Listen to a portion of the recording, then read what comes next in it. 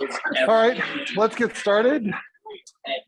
Those online, at least on my side, I get these like weird flashes on the camera. Hopefully that's just on my side. And so if it's on your side too, apologies. And I'll try to keep an eye on it and maybe submit a support request or something like that.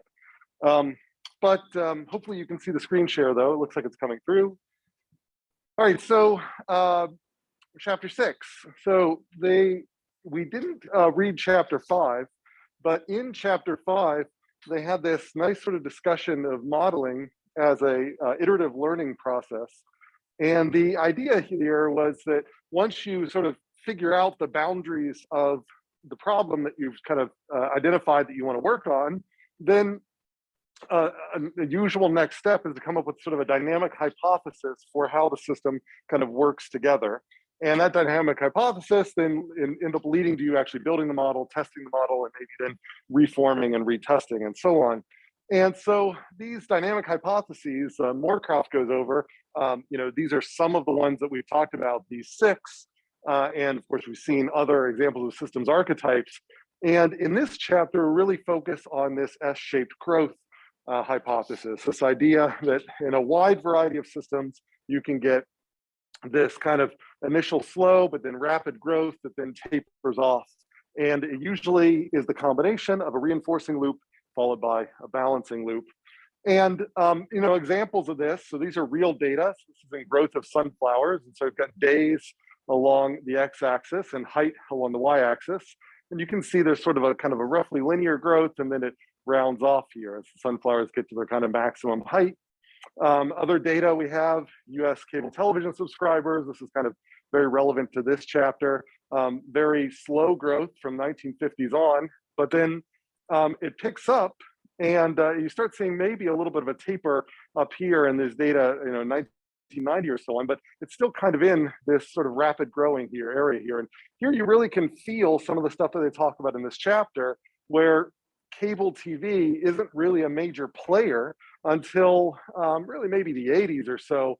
And so gradually, as more people get it, they talk about it, they spread it, maybe there's a little bit more advertising, but really, by the 80s, cable, maybe mid 80s, cable TV became sort of a thing where it was, maybe before 1985 or so, it was common to have antenna-based TV over the air. But then after that, if you had TV, you had cable TV, and you knew of people who had cable TV, and it became sort of the norm. And that it becoming a norm meant that you didn't really have to advertise for it. People just naturally picked it up. And that's where you kind of see initial slow growth and then kind of this rapid growth. And then over here, applies to different markets as well. So this is cardiac pacemakers. And so pacemakers were in theory available in like 1960s or all that, but people didn't really know much about them. They maybe didn't trust them, but gradually the technology gets a little bit better. People hear about success stories. And then you go from slow growth to rapid growth. But then, and this is physicians prescribing pacemakers. And so by, say, 1970 or so, you find that for this particular condition, 100% of doctors prescribe pacemakers. And so this is an example where the number of doctors is a natural upper bound. You can't go any more than 100% of the doctors out there. So regardless of how fast the growth is, it has to taper off because you just, the sky is the limit here. So, well, there is a limit, I guess I could say. The sky isn't the limit. There really is a ceiling that you hit. You can't go any higher than 100%. So there's a lot of reasons why you get these sort of shapes here, but ultimately they all burn out. And so, sunflowers can only get so big. Cable, there's only a certain number of people who even have TVs or care about having a TV. And there's only a certain number of doctors who can even prescribe pacemakers. So they all have this general shape. And we know that this general shape is going to have a reinforcing loop followed by a balancing loop. And so we can kind of look at a generic case of this over here that came from the chapter where there's this growth engine. And so there's just a growth rate that causes the state of the system to grow, which increases the growth rate, and that goes on and on and on. So that's kind of the word of mouth process. And then there's this limiting effect where they say that as the system grows, the adequacy of the resource maybe might decline, which will end up causing a decline in the fractional net increase, which will, the fractional net increase is what causes the growth rate to increase. So as you start reducing the fractional net increase, you reduce the growth rate, and that's what causes things to limit. And so they've got kind of a sales example here where if you didn't worry about running out of customers, then sales would grow forever. But you actually have to sell to somebody. If there's a second party that has to be involved, and there's a limited number of them. And so eventually, once you sell to everybody who's willing to buy, it doesn't matter how good of a salesperson you are, you're just not going to be able to grow the product anymore. And that's what they're showing down here. And so that is going to be a common element for all of these sorts of things.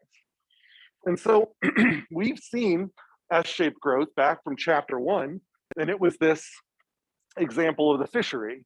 And so that was drawn in this model up here, where the kind of reinforcing and balancing loops that are broken up in two here are kind of put together inside this net regeneration curve right here. So if we look at the net regeneration curve, it is a hump-shaped curve, which means at low densities, then you have a positive relationship between fish density and net regeneration. And at high densities, you have a negative relationship between fish density and net regeneration. And that's what generates the reinforcing followed by the balancing. At low densities, it's all reinforcing, more density, more regeneration. At high density, it's all balancing, more density, less regeneration. But it's kind of difficult to communicate this by packing it all into a function here. So the question is, can we modify this to make it more obvious to see what's going on and yet have the exact same system? So what I've done here is I've taken this, rather than having this little cloud out here, where it's sort of, it's an infinite supply of potential new fish, but the amount of new fish we request is limited. I've said, well, what if we just have a potential fish box? So we have the actual fish, and then we have the potential fish that could someday come into existence. And you're just borrowing from this box to put into this box as you go through the growth process. And so by modeling it this way, then this gives me an opportunity to maybe have two separate loops, where I can have my growth loop over here and my limitation loop over here, just like we have out here. And I can actually see those two loops. So I separated those two up. Now, what would be the formulas for this? So the idea here is I want to focus on this net regeneration. And I want to say, well, maybe I can put a mathematical formula here that it might be more illustrative than a lookup table, so that I can make this clearly always balancing and this always reinforcing. So I have to think about what that formula is going to be. Now, those of you who took like SOS 101, maybe some of you have taken ecology courses, maybe these expressions look kind of familiar to you. Does anybody recognize these expressions over here from growth models you may have seen before? Yeah, so what, is there a name for this population growth model? Maybe have a, well, it has a carrying capacity in it. That's the K right there. That has the carrying capacity. But does anybody, I mean, it's fine if you don't, but a lot of times, yeah, in the back. Logistic, right. This is a logistic growth model. How many people remember logistic growth? Yeah, okay. So at one time, if you talked about logistic growth, maybe somebody threw up an equation like this. I say threw up, vomited, an equation like this on the whiteboard.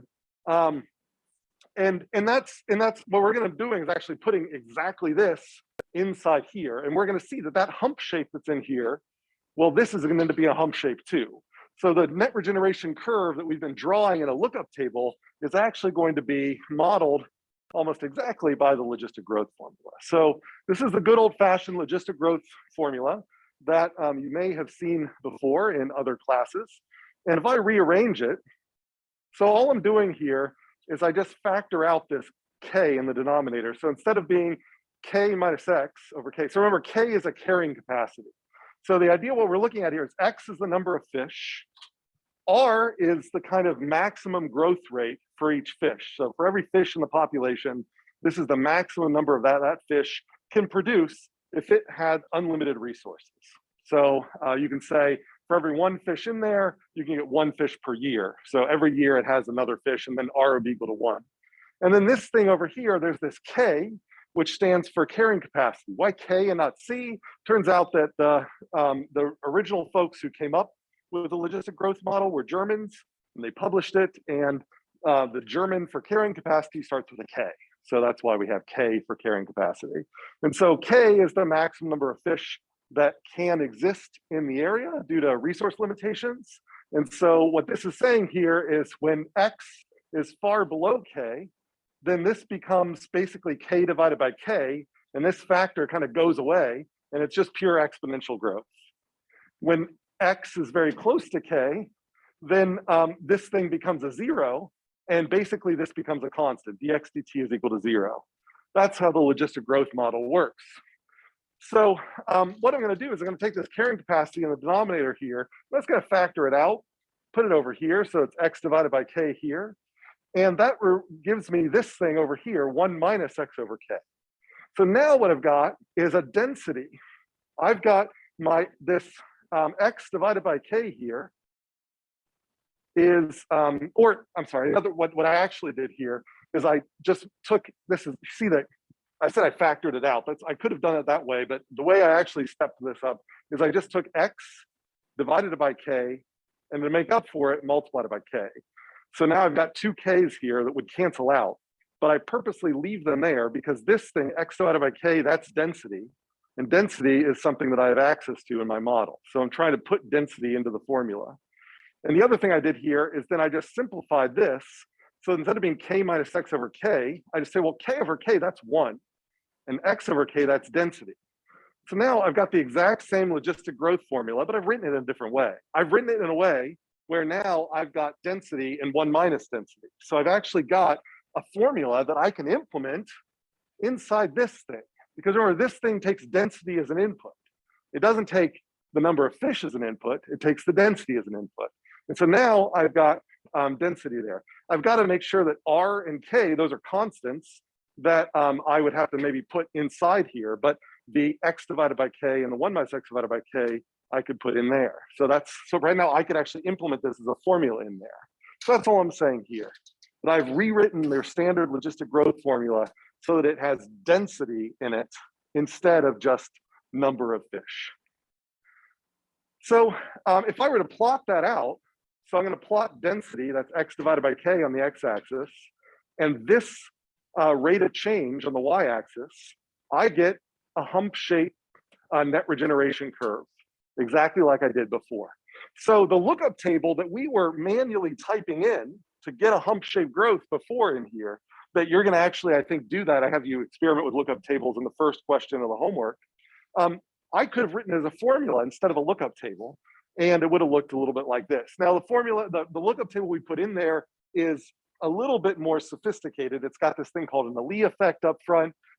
But if we don't want to get too mired in the details, then the basic shape of the hump shape is captured by the logistic growth formula. So instead of a lookup table, now I can just put this formula in.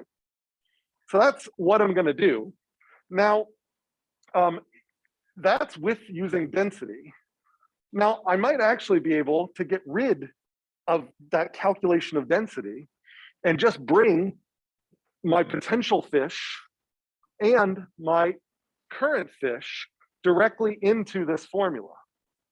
And what's nice about that is it doesn't require me to have a carrying capacity anymore. So by bringing my potential fish in and my fish stock in, this is exactly the same formula I had before. But now, instead of, if I go back to this slide here, I had this K carrying capacity, which I had to set ahead of time at whatever, 10,000, like the max number of fish. But it's a little bit redundant, because if you think about it up here, if this is 5, this is going to be 9,995. If this is 5,000, this one's going to be 5,000. So the sum of fish stock and potential fish will always equal the carrying capacity anyway. So I don't need a separate carrying capacity parameter. It's whatever my initial conditions are. If I have this initial condition to this initial condition, that will always be my carrying capacity. So I want to get rid of this redundant parameter so I don't have to specify it separately. And I do that just by getting rid of the calculation of fish density and bringing the stocks directly into the net regeneration. And so now instead of K for carrying capacity, I just do X, my current number of fish, plus Y, the potential number of fish I could add if I were to grow this thing as big as possible. So wherever I see K, I can replace it with X plus Y. And I can implement that inside that formula. So, so that ends up giving me this formula right here. This is my new net regeneration formula, which doesn't maybe look exactly like your logistic growth formula because it doesn't have a K in it, but this is just logistic growth written in a different way without carrying capacity being made explicit. So I've now created two compartments instead of one, potential fish and current fish, and rewrote the logistic growth formula. And this will give me basically the exact same diagram that I would have gotten before if I used the lookup table and density and all that. Yeah. Why would you create potential fish and not just use the formula? Like, why do it this way?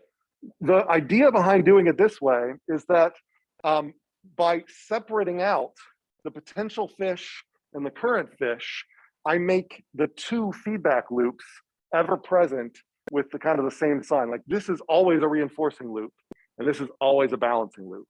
And so by looking at the diagram, I can see S-shaped growth. If I go back to the original version, way back here, without that, without the potential fish stock here, this maybe makes sense as we step through it, but from a systems perspective, I can see there is a feedback loop there, but I have to drill down into this thing to be able to see that sometimes it's a reinforcing loop and sometimes it's a balancing loop. So by restructuring my system to have two compartments instead of one, then it makes the dynamics clearer from at the diagram level. It adds more complexity in that I now have two variables instead of one, but the interactions between those variables, I would argue, are simpler because this loop here will always be reinforcing, it'll always be a growth loop, and this loop over here will always be limiting, it'll always be a balancing. That's my question for like accuracy, because it's potential fish, like we don't necessarily know what potential fish is going to be. We don't know what the carrying capacity is going to be. Right. And it's identical. So this is a different way to specify carrying capacity. So rather than specifying this K parameter, like if I go back to that old model, again, I'll step all the way back to this old model here. Here, I'm assuming that I know the maximum fishery size. I'm assuming I know the carrying capacity ahead of time. Assuming you know the carrying capacity ahead of time, I can specify that either as a parameter that goes into this fish density block, or I can get rid of this fish density block and instead specify the maximum fishery size as whatever the initial condition was here, subtract that from the maximum fishery size and put it over here. They're identical. There's no difference between it. I still have the same accuracy. It's still the exact same model, but instead of asserting that there are 10,000 fish total, I assert that if I start with 10 fish, there are 9,990 more fish possible. Does that make sense? Okay. So this is another way where all models are degenerate in this way, where you can have multiple models, multiple forms of the same model that mean the same thing, but in these other forms, they potentially are more illustrative. And it's my argument that this is a little bit more illustrative because you can see the S-shaped growth loop. You can see that fish produce more fish, but as fish are producing more fish, they're reducing the opportunities to have more fish in the future. And that reduced opportunity here, that is this decrease in fractional net increase here. And so now we can see that I'm gonna have this S-shaped growth. This is whenever I have a small x, we're gonna be growing, but once the x is large, the y will get small. And when that happens, this balancing will kick in and that will cause things to taper off. So it's a way for me to graphically separate these two loops out. And I've done all of this because I'm hoping then, we've seen that, so a slight rearrangement so this is me just saying the same thing as carrying capacity is the sum of the initial conditions. And so a slight rearrangement here, hopefully is more illustrative. And because we've all read the chapter, then hopefully this looks similar to what you've seen in the chapter. So the chapter illustrates S-shaped growth in the diffusion of ideas in a marketplace. And there, they chose to make potential adopters and adopters. And so here, what I'm saying is that this helps us in terms of analogy, because it's natural in markets to think about potential adopters and adopters. I can look out and say, you have an iPhone, you have an Android. You are a potential adopter of an iPhone, you are a potential adopter of an Android, or whatever. I can, because I can see both of them. It's harder for me to see potential fish, but going through this abstract modeling process, if I create the abstract idea of potential fish and it's identical to the other one, now it makes it a lot easier to make that analogy. So now it's almost like I have biomass that's out there that potentially could adopt the fish idea, you know, and that's kind of like that. So it's easier for me to make those analogies so that I can take insights from one domain and import them to another domain. So that's the reason why I've gone through this sort of exercise of creating this funny potential fish model, because it makes those connections clear. Okay, so any questions about that? Just a comment, your analogy with bringing in the reading made that more clear. Okay. Yeah, well, that'll be more explicit as we go here too. All right, so basically this is that model, just drawn out kind of in a Venn diagram here, where I've got the remaining capacity, that's kind of like my potential fish, and the current number of fish here, and the birth rate, it's identical, it's just drawn with the loops on top instead of the bottom. The flow here, this is the birth rate, I've got down here, birth rate equals the births per fish per year times the fish stock times this remaining fish capacity divided by the total of these two stocks. And I got these little shadow variables where if I add up the two stocks, this will always equal the carrying capacity. So now the carrying capacity is the sum of the initial conditions, and it will always be constant. If you plot this thing, it'll be a straight line because you can't get one more fish here without taking away one fish there. So that's a conserved quantity. So before, carrying capacity was a parameter, now it's an output, but it's a constant output. In order to change the carrying capacity, I have to adjust the initial conditions. That's how we do that. So, and this is just me just going through that again here. So, and so hopefully when you look at this, this formula that we've used now, it starts looking a little bit more like, say, the SIR model that we talked about last lecture, where now I've got this, if I think about it here, I've got the number of infected and their sort of maximum damage that they can do, but then the number of susceptibles here. And so for all of the contacts that an infected individual has per day, only this fraction of them are with susceptibles. And so this really looks like the SI process here. So again, by partitioning these things out, we find there's connections from marketing to epidemiology to population dynamics. It's all the same thing underneath it. And that's what it's helpful to put it in these common frameworks. So that's all I'm kind of saying here. It's like the SI model. Okay. All right, so now we get into the BAS model here. So any questions about that? How do you see how this is kind of like, this is the SI, the first half of the SIR model from last time.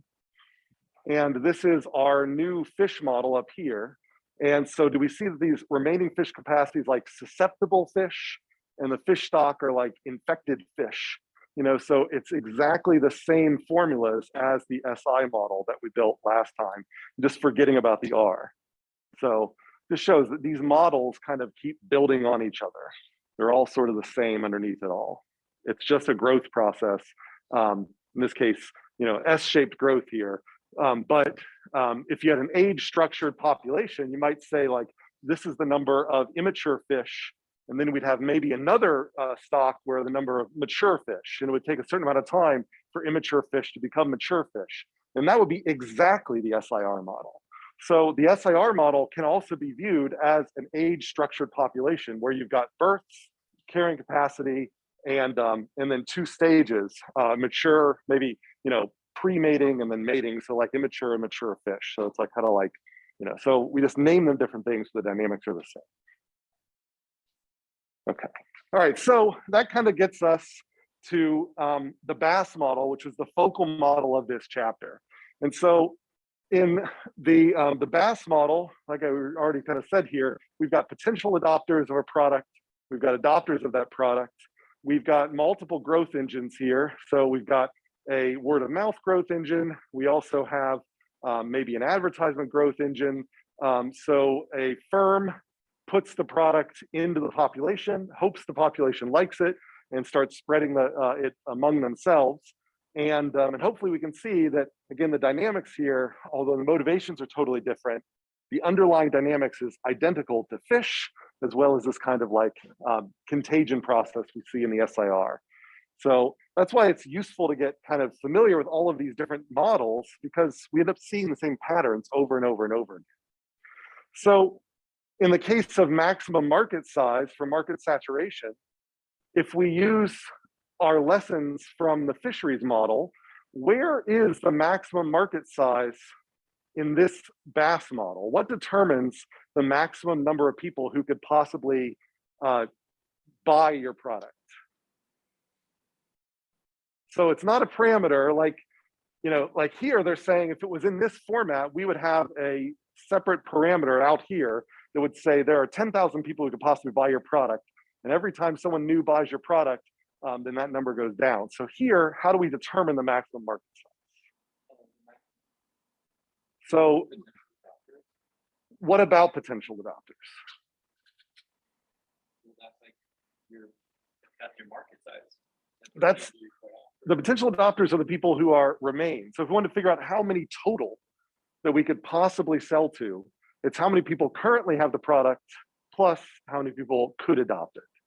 So the maximum market size is the sum of whatever's in this box plus whatever's in this box. So when you start your model, in your initial conditions for these two boxes determine your maximum market size. You start out and 2 people have the iPhone and 102 people don't, then 104 is the maximum number of people who could possibly have the iPhone at the end of this process. So the carrying capacity or the maximum market size is the sum of the initial conditions of these two stocks. The same way it was in the fish case, where it's the sum of the initial conditions of this stock plus the sum of the initial conditions of this stock. All right, there are questions on that. Does that make sense that carrying capacity here is the sum of these two stocks? This one plus this one. Okay. All right, so how do we set this thing up? Again, this ultimately, if we think about this from a marketing perspective, we can go through all these formulas and think about them as totally new. But we've already seen this. This is the SI model, the SI half of the SIR model, just with different names. So what we're saying here is that for every adopter that's out there, that adopter goes out and has a contact rate with potential adopters. And so we can see, how conspicuous is your product? And we can say how many people saw you using the product in a day. So we can go out and we can just watch people using our products. And we can say for every person who has this product, who has a Corvette, who has an iPhone, who has a Tesla, whatever it is, we can see roughly how many people do they interact with, how many people see them using the product per day, or how many people do they report that they talk to about using the product per day. And that gives us a contact rate. Now, not all of those people are going to then go out and get the product themselves. So if every 10 people that see you using your phone, maybe one of them, so 10% of those 10 people, maybe one of them actually goes out and copies you and imitates you and buys the same phone that you have or the same car that you have or whatever. That's your adoption fraction. That's like the infectivity of this disease, which is the product. And then we've got our total population, which goes into this adoption from word of mouth. And we need that because if we look at the number of potential adopters, if you divide the number of potential adopters by the total population, and we assume that well-mixed assumption where everybody's just kind of mixing, so you could possibly bump into anybody, somebody who has the product or not, then the ratio of the potential adopters to the total population, that's the probability that one of these contacts will be with someone who actually doesn't have the product. So you have contacts with anybody multiplied by potential adopters divided by total. That's the fraction of those people who don't have the product, who you bump into, multiplied by adoption fraction. And that is, of those people who don't have the product you just bumped into, how many of them are actually going to copy what your product? And that sets up the word of mouth adoption rate. And so if we look at, and that's all that I've summarized that all down here. And so if we look at all of that, this is really just a susceptible population, people, those who haven't been infected with the product, and infectious population, those who are actively using the product and showing off that they're using the product. And this is exactly the same infection dynamics we have in that SI half of the SIR model. They just redid it. In fact, when Bass did this, I don't think Bass had the SIR model in mind. I think he just redeveloped exactly the same dynamics because it just is a natural way to model contagion, even if he wasn't trying to mimic it as being the SIR. So this is like total contacts per day. This is like our infectivity. And this is exactly the same formula we used when going from susceptibles to infectious in the SIR model. We've already learned all of this in the Bass model for word of mouth spread. All right, so any questions on this basic Bass model for word of mouth spread and how it relates to the SI part of the SIR model? So in your final projects, if you have ideas that are diffusing or whatever, you could use a similar idea here. You could say I want to model how likely people are to start recycling after they see other people recycling. That would fit just as well in here. And you would have to come up with, well, how often do you see somebody recycling? How often, of all of the contexts, when you see people recycling, how often does that cause an imitation of recycling? And so on and so forth. And so you could build the exact same spreading process using the same formulas here. All right, so when you simulate that, you get what we'd expect from an SIR model. You get, this is this curve 2 that starts high and then goes low. That's like our susceptible population.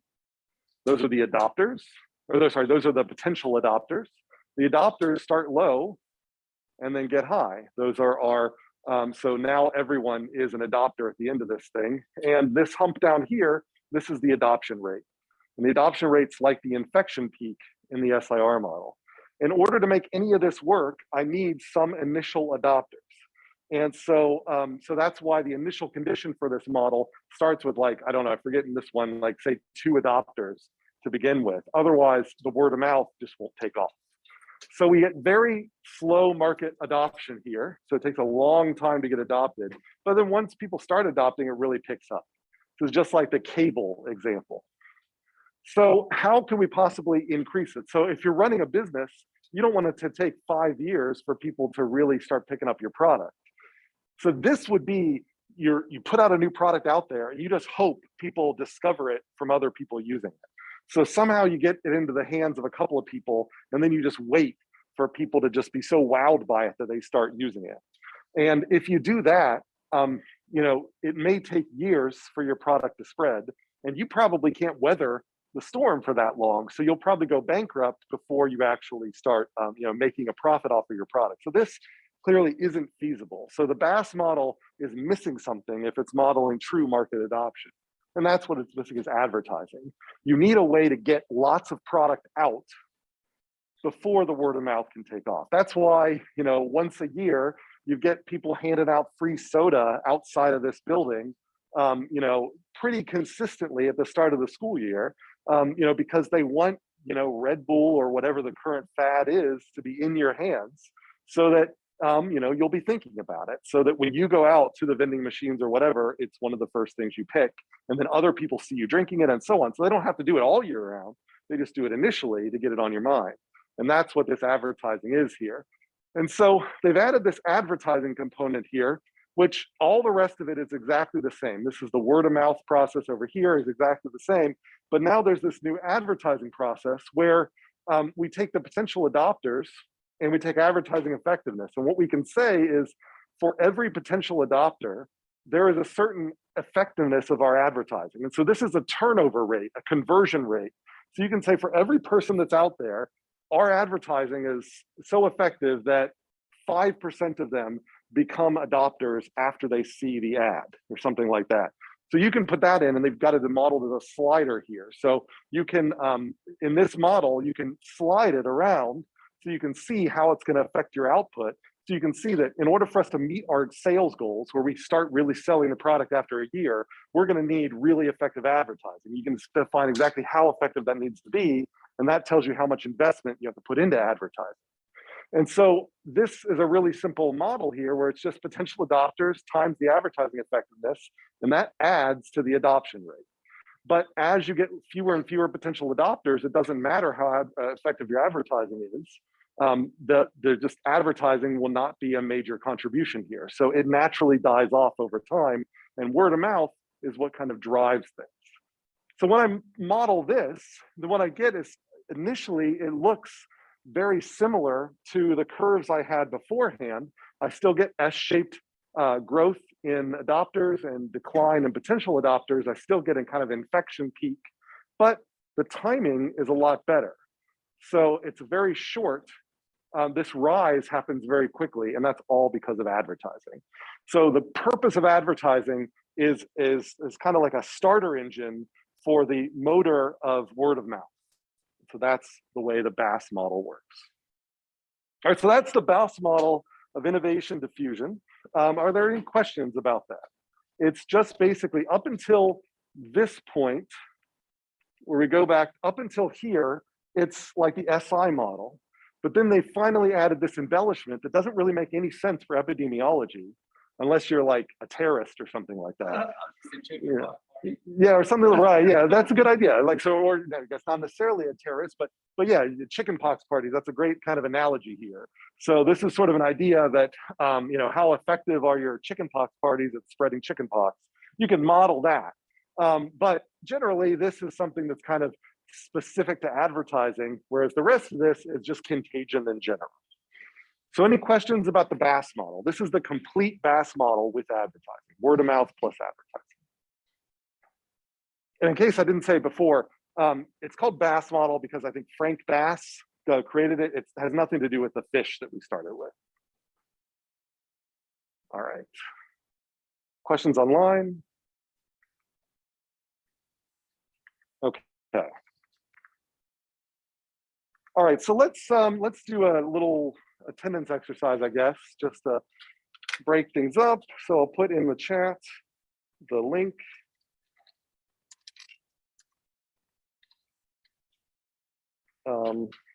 Whoa. Yeah, I'm pretty sure the projector is gonna like, something in the room is gonna die here soon, but let me put, so question here is, what determines or what represents the carrying capacity in the BAS model? So remember, the BAS model has got potential adopters, it's got adopters, there is a maximum market size. What determines the maximum market size? When you're hitting simulate, before you hit that simulate, you want to go in and configure the maximum market size before you simulate your market.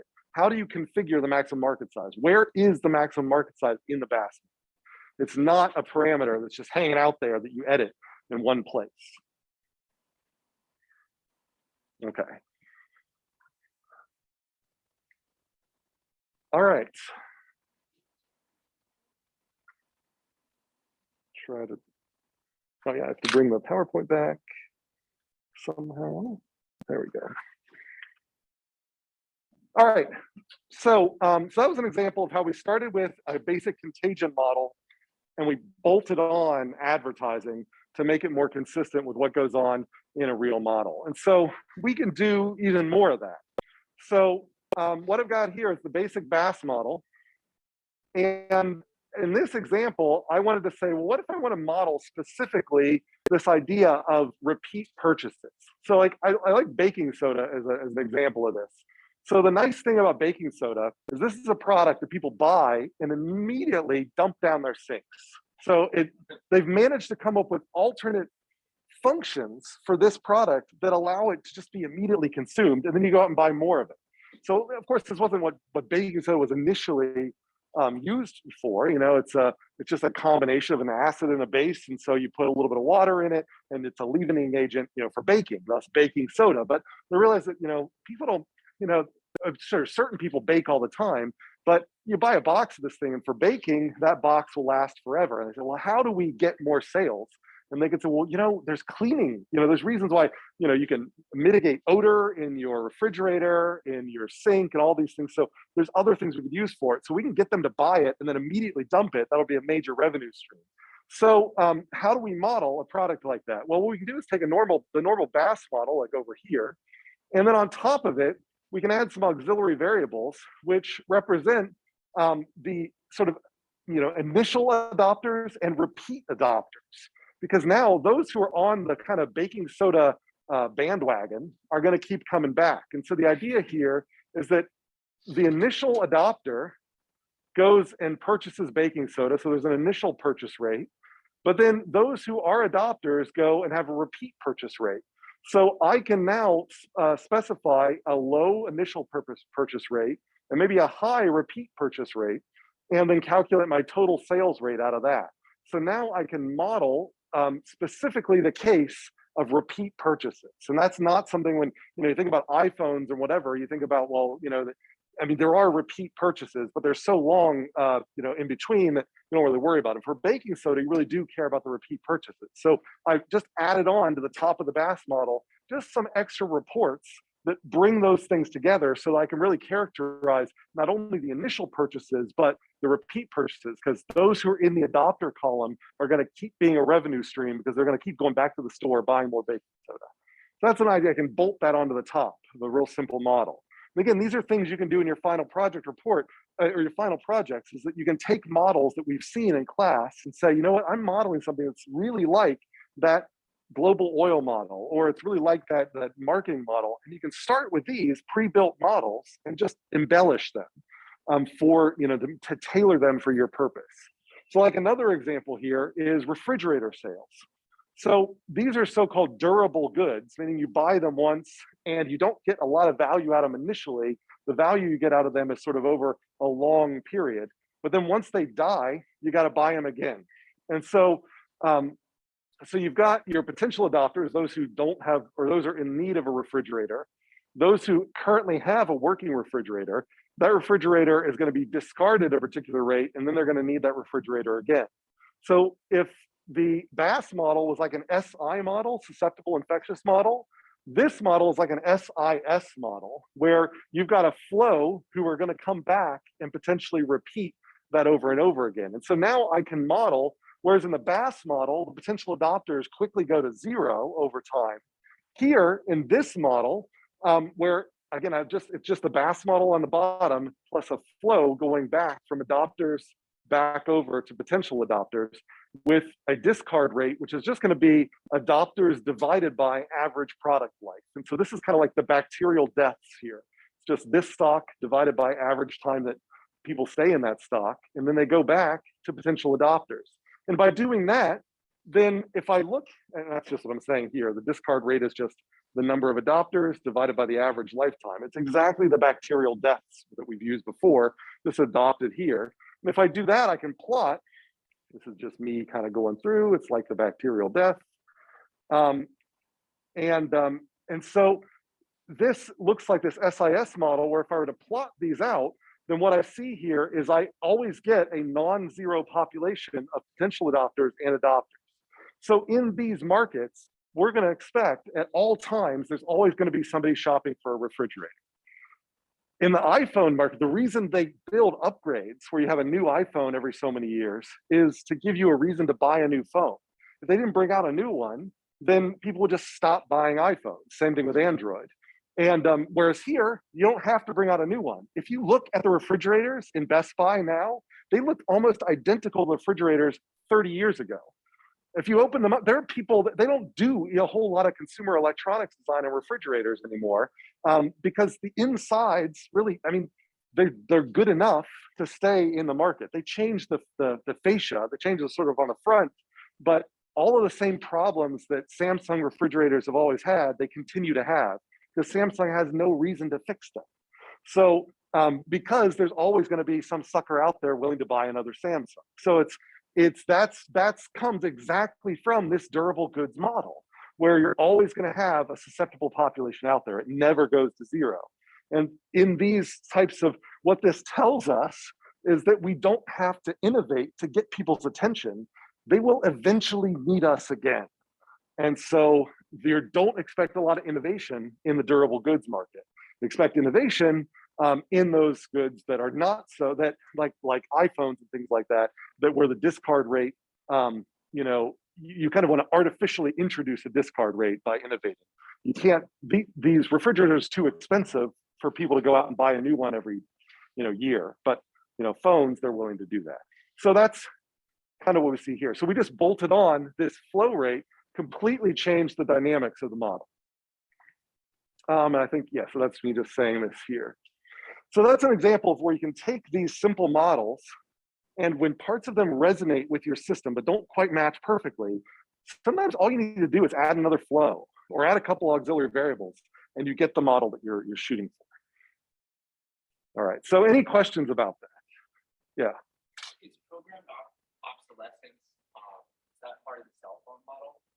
Or is that just a byproduct of them coming out with new cell phones? Yeah, so that's a good, yes, you could, like, ideally, so this discard rate, that's kind of where the programmed obsolescence can come into play, is that you can say that we're going to make sure that some part of this phone, like we're going to warranty it for 2 years, and with high quality assurance, we're going to make sure that certain parts of this phone dies in 2 years and a day.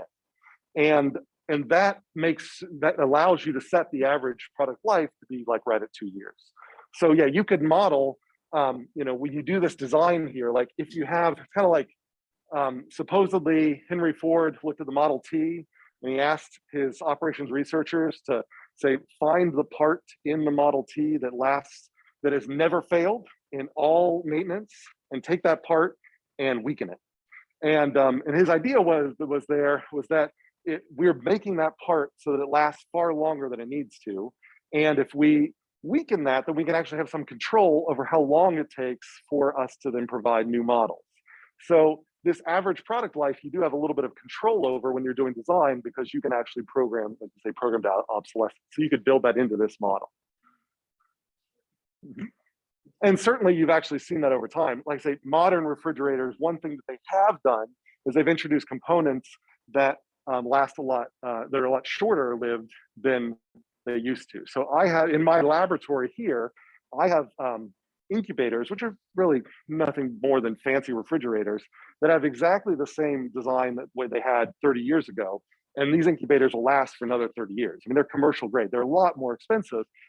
They could have, but so that the difference between the incubator market and the refrigerator market is, in the refrigerator market, they have a lot of pressure to create components that only last sort of through an expected lifetime. So people don't expect modern refrigerators to last 30 years, so they don't build them with components that last 30 years. And so they're purposely tuning this, because if you make this discard rate higher and higher, then the equilibrium level of susceptibles gets higher and higher.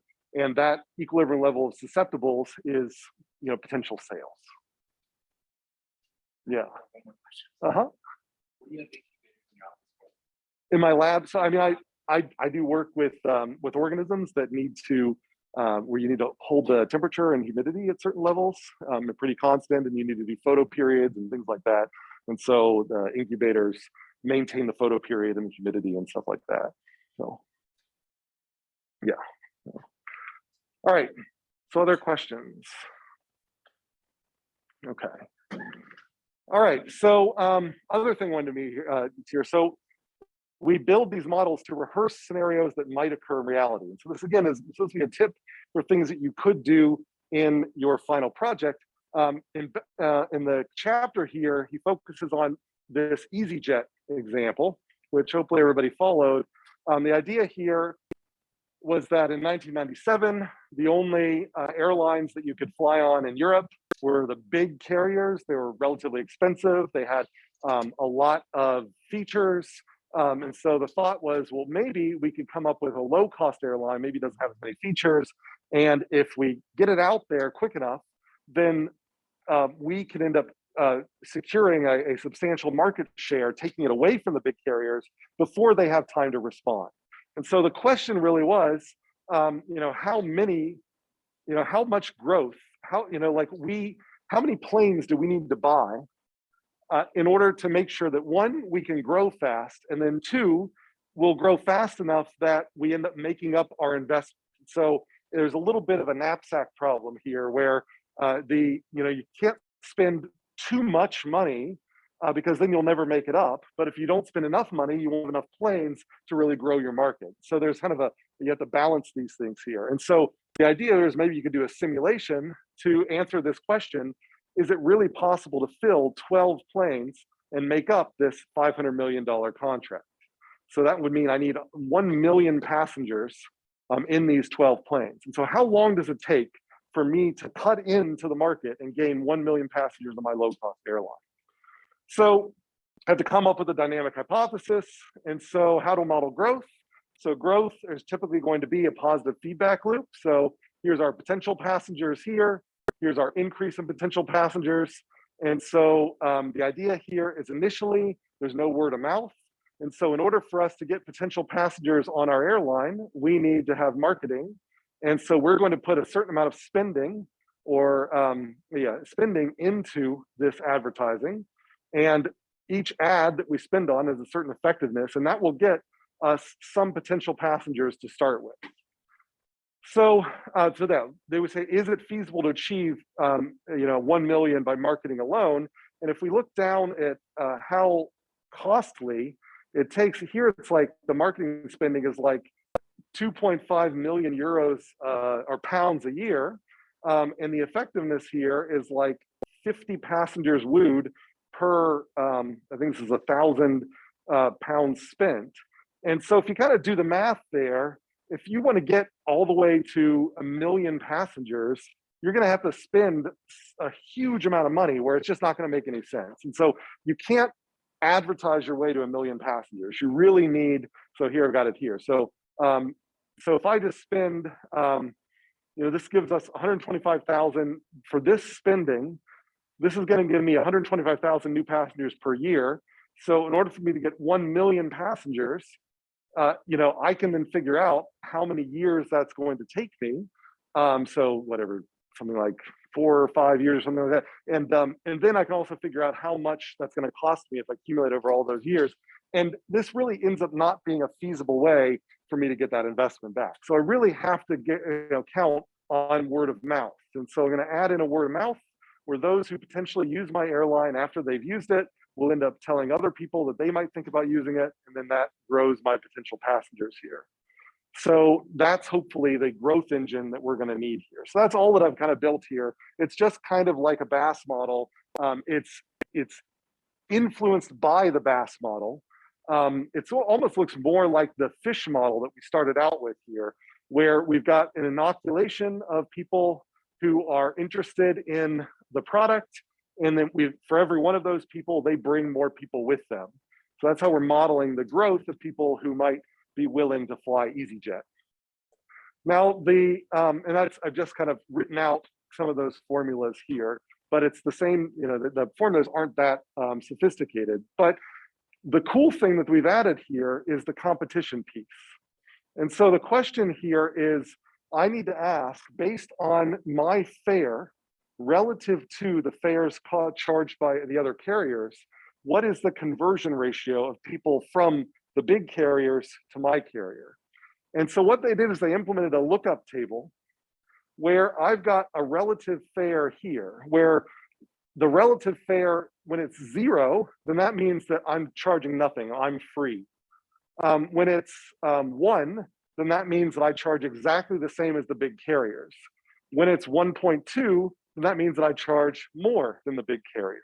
So this is just like my fare divided by their fare.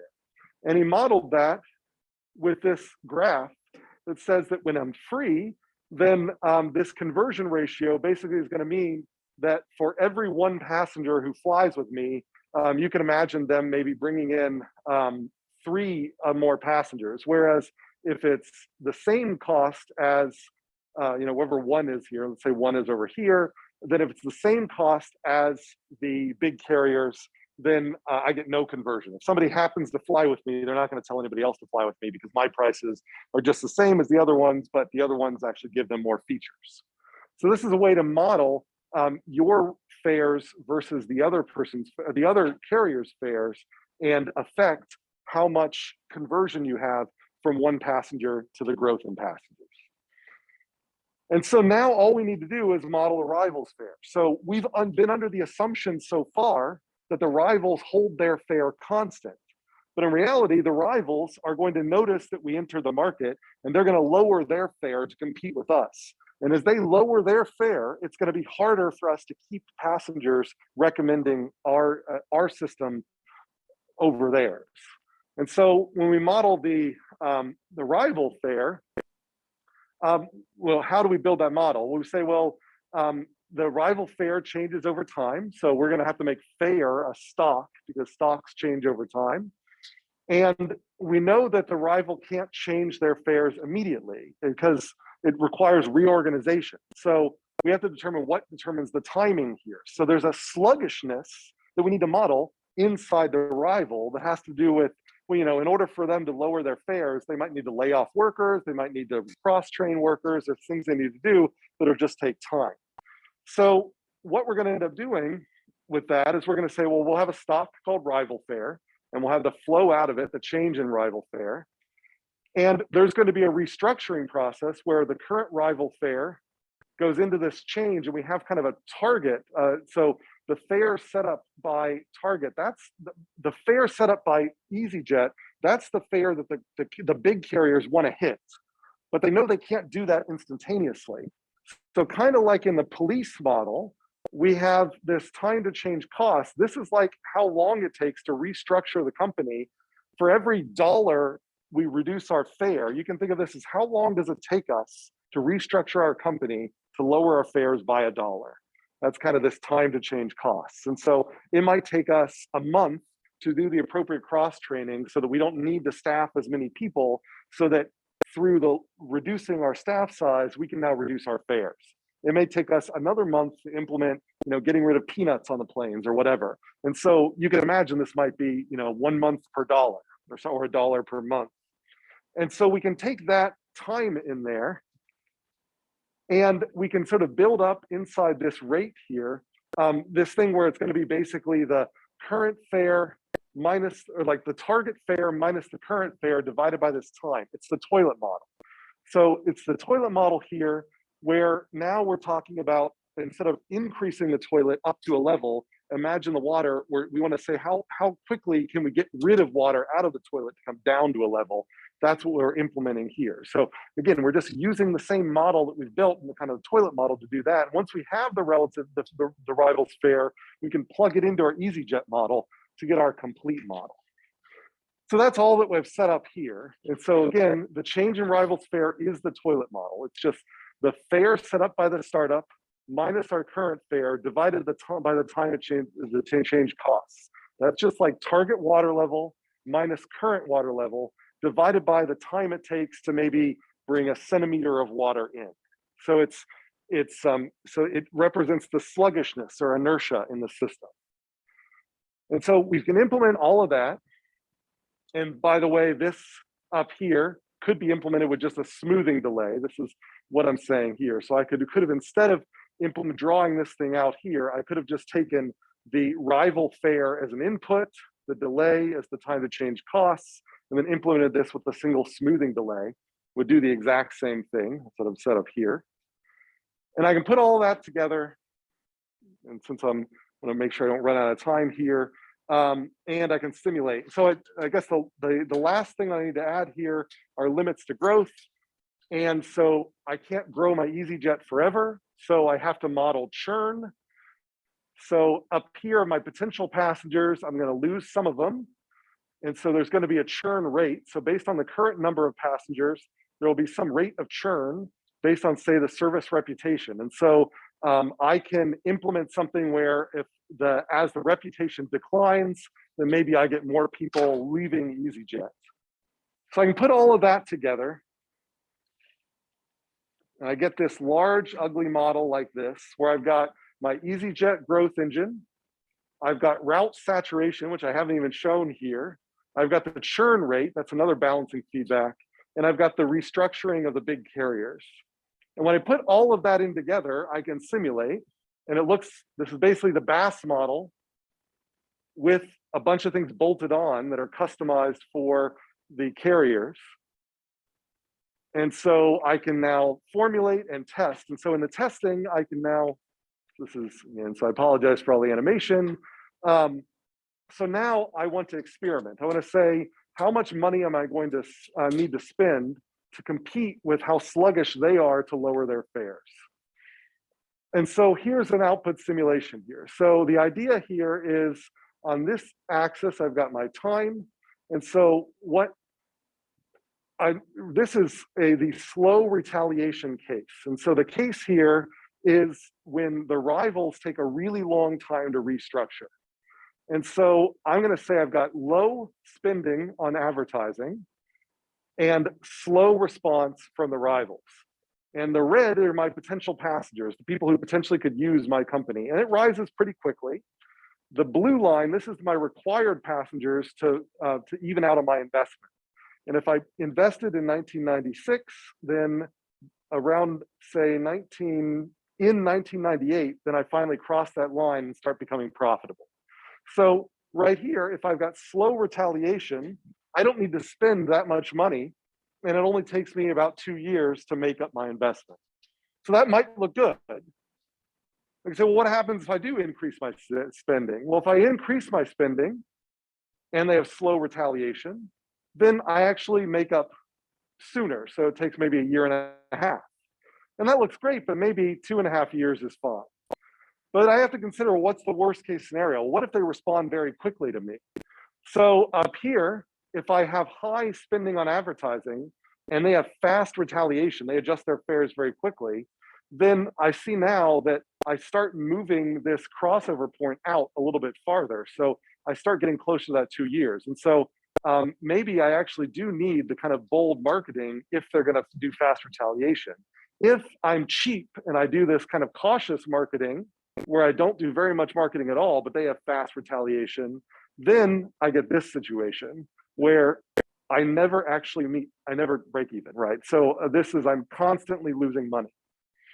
So this is all the same model, but in the model, I've got 2 sliders, the amount of money I spend and the slider on how long it takes for the rivals to respond.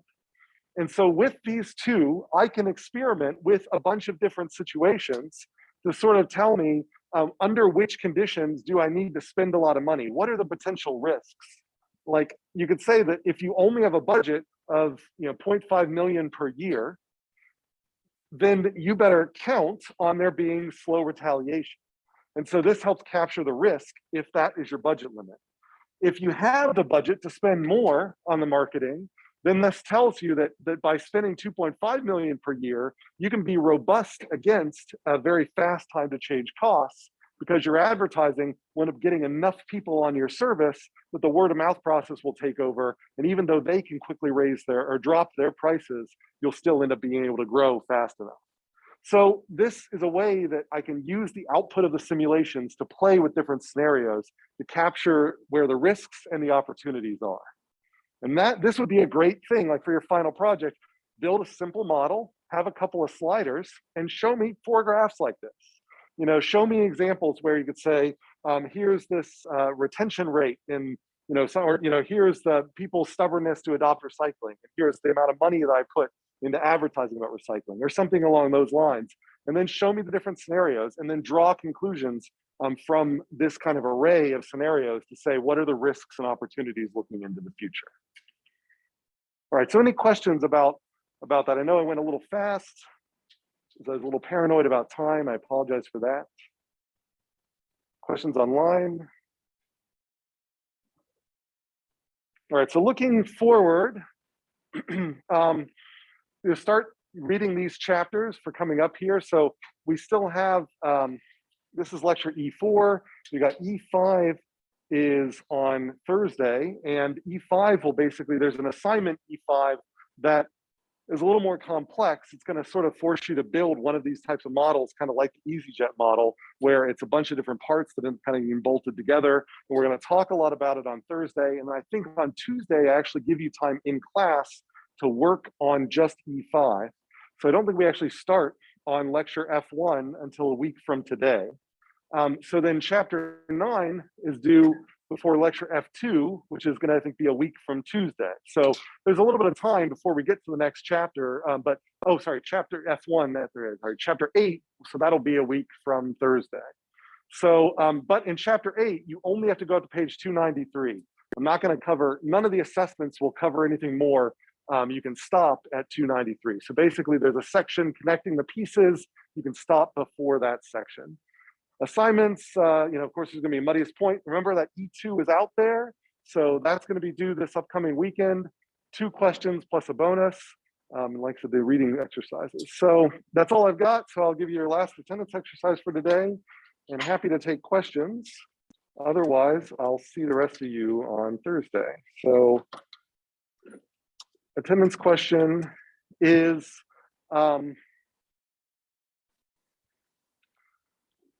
let's say, what is an example of a durable good?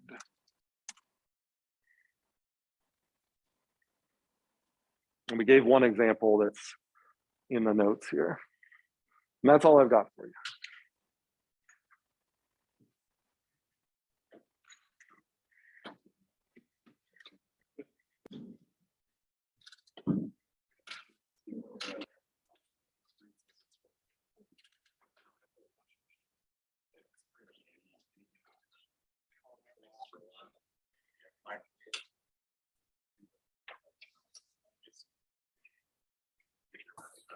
Professor, will you be available tomorrow for any office hours by chance?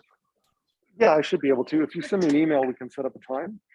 But most of the afternoon, I'm flexible. So we should be able to set up a time in the afternoon. Okay. Okay, sounds good.